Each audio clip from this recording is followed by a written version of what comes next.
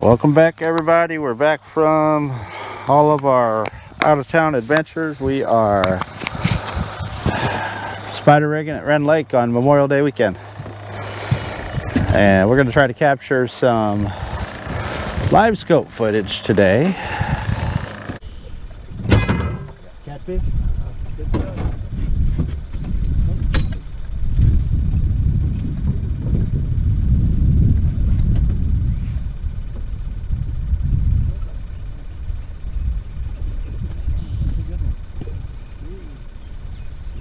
Well, Donnie's catching fish before I even get in my chair.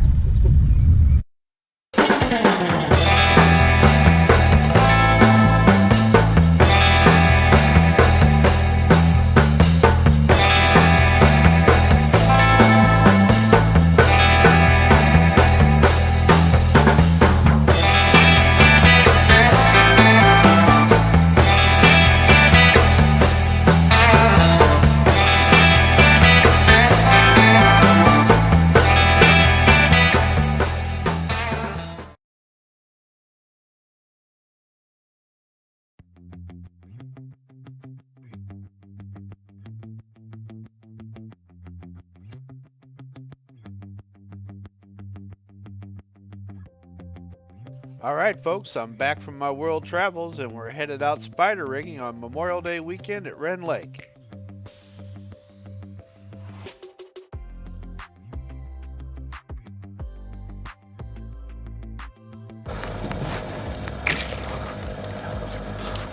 Better fish? Yeah. Oh yeah. Oh. Well, Alright. Have to fire the net, man. Here's a little snippet I caught on camera. Old catfish came up and ate my minnow. I didn't see it on the monitor, but the bobber picked it up. I was busy working on another rod.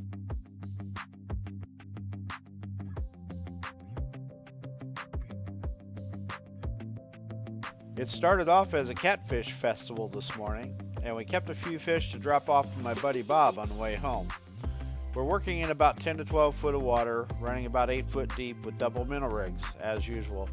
I'm using two 36-inch drift socks and a 17-pound chain to maintain boat speed of about 0.5 miles per hour.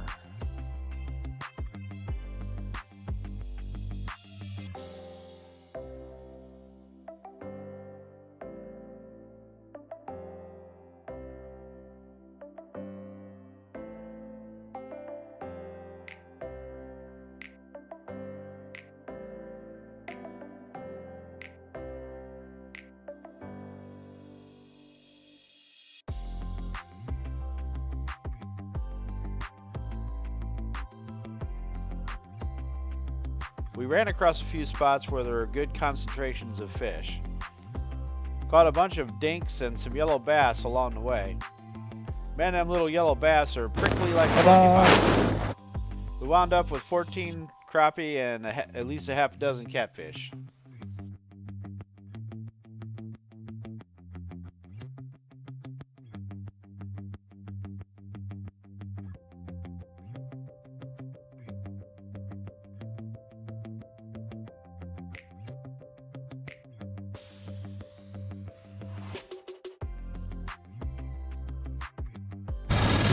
Couple of them.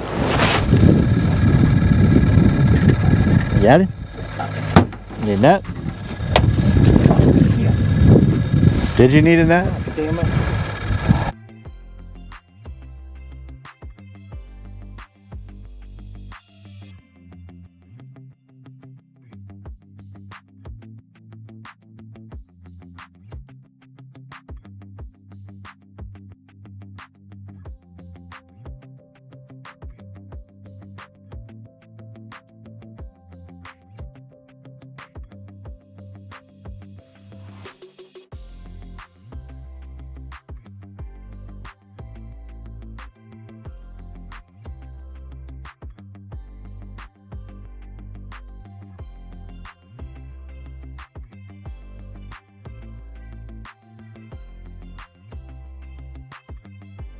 So one thing to note regarding spider rigging and Livescope, because of the 20-degree beam of the transducer, you typically can only see one of your baits at a time.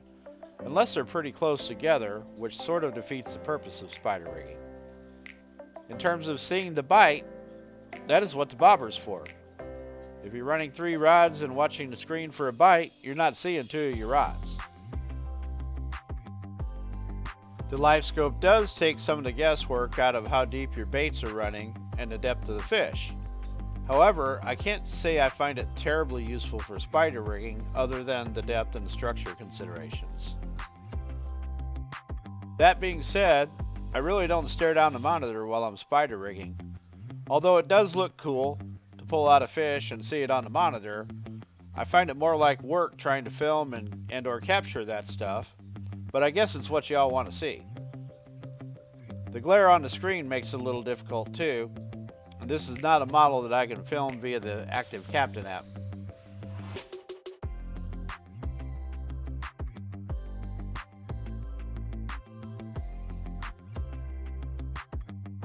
I've added a hood and a better mount for the camera since I filmed this episode, so the footage should be a little better going forward.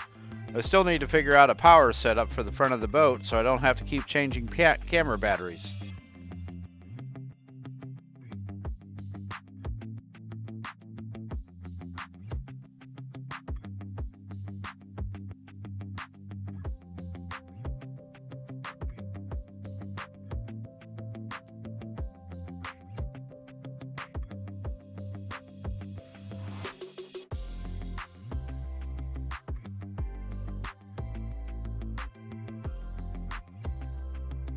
Well, that's all we have for now. Don't forget to check out our friends at my724outdoors.com on the web and Facebook.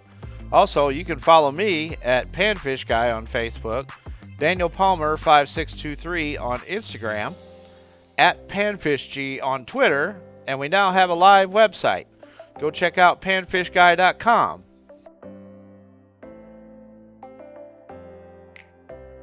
Don't forget to like, share, and subscribe to the channel. Hey, knock it off!